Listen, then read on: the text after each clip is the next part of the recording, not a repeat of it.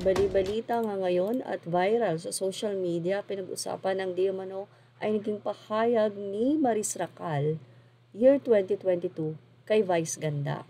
Walang kwento ay napareact nga daw si Vice Ganda sa isang lumang video na kuha pa nga noong taong 2022 kung saan maliwanag na inilarawan ni Maris Racal si Vice Ganda bilang may edad na Becky.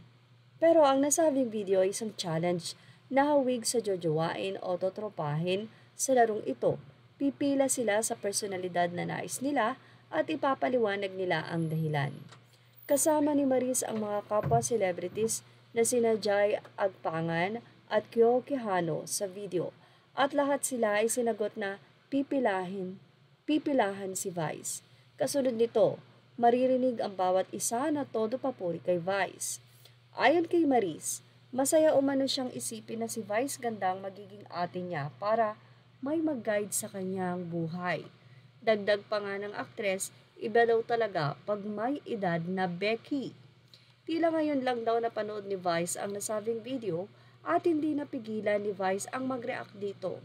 Sa naging caption ng shared post ni Vice, tinag niya ang aktres na si Maris at sinabi ang katagang Hoy! Hoy! Talaga ba at Maris Racal?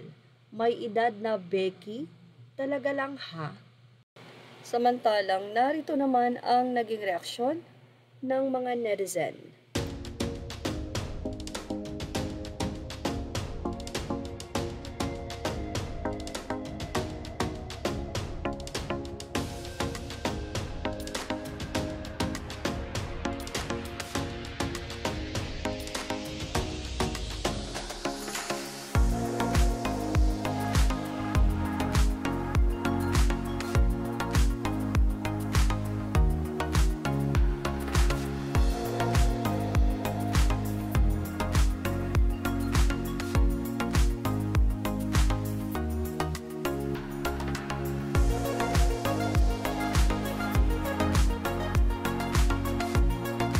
Ilang mga netizen ang nagsabi na wala naman daw masama sa sinabi ni Maris Racal.